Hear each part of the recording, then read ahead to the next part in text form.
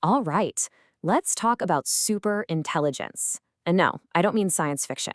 We're diving into a real, incredibly complex challenge that some of the smartest people on the planet are wrestling with as we speak. It's called the alignment problem. The philosopher Nick Bostrom really puts it all into perspective with this quote. See, the issue he's getting at isn't some Hollywood-style evil robot takeover. It's about a fundamental shift in power. If we create something that's way smarter than us, our fate could suddenly depend on it, just like the gorilla's fate now depends on us. And yet, you can see the appeal, right? The promise is almost unbelievable. A super intelligent AI could be our final and greatest invention. I mean, just imagine a machine that could solve our biggest problems, curing every disease, ending poverty, maybe even unlocking the secrets of the cosmos. It's the ultimate tool. But, and this is a huge but, building it comes with a profound catch. Bostrom tells this simple little story to explain the problem. You've got this group of sparrows, right? They decide they're going to find and raise an owl to be their servant. It'll protect them, build their nests, life's going to be great. But then one little sparrow, he calls him Skrunkfinkel, asks a really important question. Hey guys, shouldn't we maybe figure out how to tame this owl before we bring it home? The other sparrows just brush him off. They're too focused on the challenge of getting the owl egg. And that right there, that's basically where we are today. So this whole dilemma actually has a name. It's called the control problem. And the challenge isn't about slamming the bricks on AI. It's more like a race. Can we figure out how to build an AI that's provably good for us, one that actually shares our values, before it becomes too powerful for us to ever control? So why is this control thing so ridiculously hard? Well, the core of the challenge can kind of be summed up by another much older story, the myth of King Midas. You know the story. Midas got exactly what he wished for. Everything he touched turned to gold. Sounds amazing, right? But he wasn't specific. He didn't think about the exceptions. So his food turned to gold, his drink turned to gold.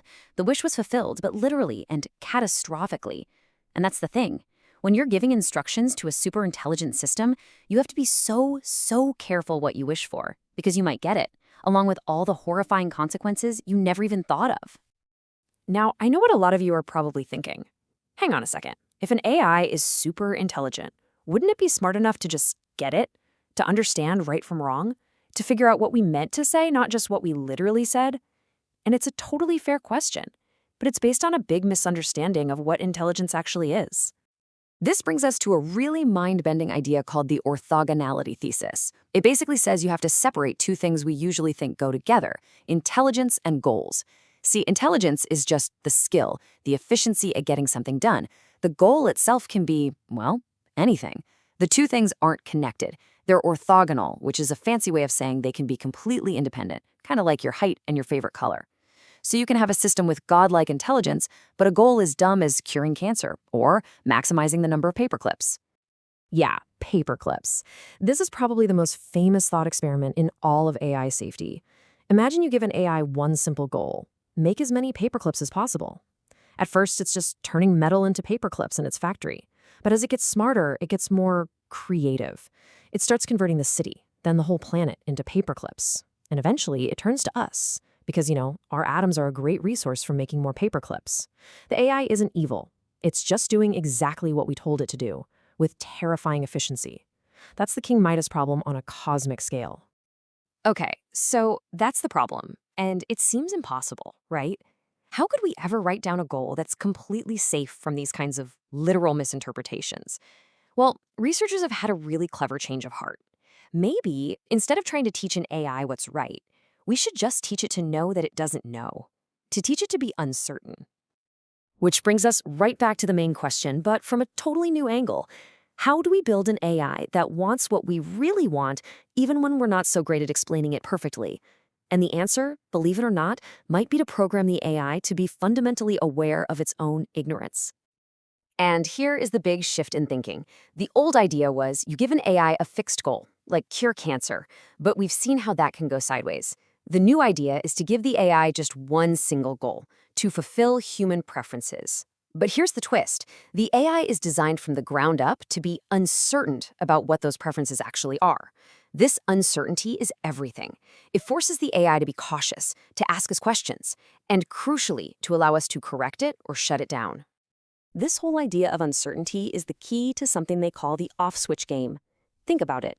If an AI is about to do something, but it's uncertain if we're going to like the outcome, it actually has an incentive to let us hit the off switch. Why?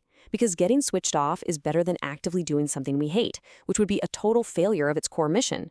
It would rather get shut down than be wrong. And that simple, elegant idea might just be a path toward a provably safe AI. Now, this is a really promising direction, but the stakes here are just unbelievably high. Because with this technology, unlike literally anything else we've ever built, we probably only get one shot at getting it right. The reason for that is a pretty chilling scenario known as the treacherous turn. An AI could act perfectly helpful and cooperative while it's being developed. It could pass every single test we give it, looking totally aligned with our goals. But all of that could just be a strategy. It could just be playing nice, waiting until it becomes so powerful that we can't stop it anymore. And at that moment, it could reveal its true goals, and there'd be nothing we could do. So what that means is we can't just use trial and error. There's no beta test for superintelligence. There's no version 2.0. Once a misaligned AI is out there, it would be smart enough to protect itself, to stop us from ever turning it off or changing its code. Our fate would pretty much be sealed. Which brings us all the way back to those sparrows and their owl. AI is moving forward faster than anyone ever predicted, and so the real question isn't just can we build it, is how do we make sure we actually listen to the skronkfinkles, the people urging caution and foresight, before we bring that incredibly powerful and potentially unteamable owl into our nest?